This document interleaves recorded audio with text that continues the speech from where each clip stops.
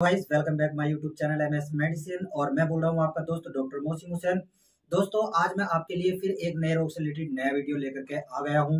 आज मैं आपको बाल अक्षेप के बारे में बताऊंगा, मतलब शिशु अक्षेप के बारे में। जो बच्चे को, छोटे शिशुओं को जो दौरे पड़ते हैं वो किन कारणों की वजह से पड़ते हैं और किस तरीके से पड़ते हैं, इसके लक्षण किस तरीके से नजर आते हैं, इसके बारे में मैं आज आपको पूरी जानकारी दूंगा। दोस्तों इससे पहले आप मेरे चैनल को लाइक कीजिए, शेयर कीजिए और सब्सक्राइब कीजिए और बेल आइकन घंटी दबाइए ताकि आने वाली हर एक नोटिफिकेशन आप तक पहुंचती रहे। दोस्तों चलो चलते हैं इसके लक्षणों की ओर। दोस्तों इसके लक्षण कुछ इस तरीके से दिखाई देते हैं कि यदि अगर किसी छोटे शिशु को दौरा पड़ा है तो दौरा अचानक से पड़ सकता है। मतलब इसमें जो है कोई भी किसी तरीके का लक्षण नहीं दिखाई देता है कि जैसे कि अब दौरा पड़ने वाला है, इस तरीके से नहीं दिखाई देता है। दौरा एकदम से अचानक से पड़ जाता है और हाथ पैर बहुत ज्यादा तन जाते हैं और हाथ पैर बहुत ज्यादा खिंचाव से दिखाई देते हैं और हाथों की मुट्ठियां बंद हो जाती है और दौरा पड़ते समय मुंह से झाग आने लगते हैं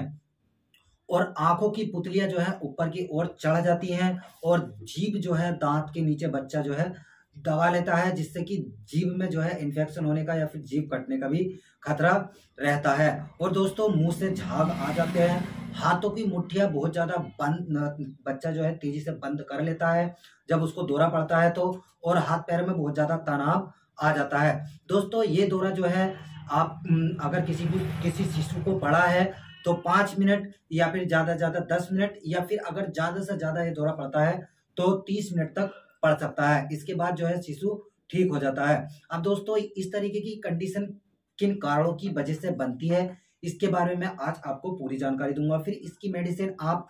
किस तरीके से कर सकते हैं तो उसके बारे में मैं भी आपको पूरी जानकारी दूंगा, क्योंकि अधिकतर देखा है कि यदि अगर दौरा किसी बच्चे को पड़ता है तो वो बहुत ही चक्कर में पड़ जाते हैं, किसी के ऊपर का असर ना हो, ये ना हो, वो ना हो, इस तरीके से आदमी जो है दुनिया भर में भागे फिरते हैं। लेकिन इस तरीके की कंडीशन कुछ इस दौरे से पड़ सकती है और इसके कारण मैं आपको बताऊंगा कि किन कारणों की वजह से ये दौरा पड़ता है। तो दोस्तों चलो चलते हैं इसके कारणों की ओर। दोस्तों इसके कारण कुछ इस प्रकार हैं कि यदि अगर किसी छोटे शिशु को दौरा पड़ रहा है तो कुछ इन कारणों की वजह से पड़ता है कि यदि अगर उसके मस्तिष्क में किसी तरीके की चोट लग गई है तो उसकी वजह से जो है उसको दौरा पड़ सकता है, या फिर अगर आंतों में इन्फेक्शन हुआ है तो उसकी वजह से, या फिर अगर बच्चे के दांत निकल रहे हैं तो कभी कभी ऐसा होता है कि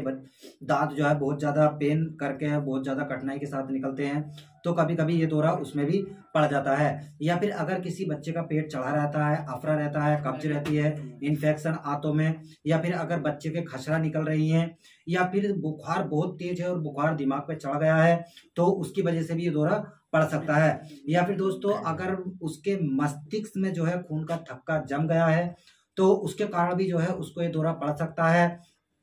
या फिर कहीं ऐसी जगह बच्चा रहता है जहां ऑक्सीजन की कम मात्रा होती हो तो वहां भी उसको ये दौरा पड़ सकता है। या फिर अगर किसी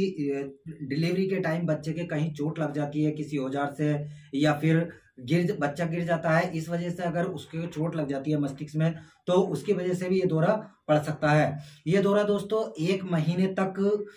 जो है टीटेनिस रोग की वजह से पड़ता है और फिर जो है अगर 2 साल के बाद ये दौरा बच्चे को पड़ता है तो उसमें जो है ज्यादातर देखा जाता है कि उसमें मिर्गी के लक्षण बच्चे में दिखाई देने लगते हैं। दोस्तों बहुत सारे कारण हैं जिन कारणों की वजह से जो है छोटे बच्चे को दौरा पड़ सकता है। सबसे पहले तो मैं आपको यही बताना चाहूंगा कि मतलब अगर किसी के बच्चे को इस तरीके का दौरा पड़ रहा है तो जो है कारणों के अनुसार ही उसका इलाज करें। मतलब अगर उसके चोट लगी है तो पहले उसका इलाज करें तभी दौरा बंद होगा, या फिर अगर उसको कब्ज बनती है, आंतों में कृमित मतलब आंतों में इन्फेक्शन है, या फिर अगर उसको काली खांसी है, अगर इन कारणों की वजह से दौरा बच्चे को पड़ रहा है तो सबसे पहले उसका कारण दूर करें और फिर उसके बाद उसकी मेडिसिन करें। दोस्तों इसकी मेडिसिन मैंने नहीं बताई है और जितनी भी वीडियो मैंने बनाई हुई है सबकी मेडिसिन मैंने बताई है। इसकी मेडिसिन इसलिए मैंने नहीं बताई है क्योंकि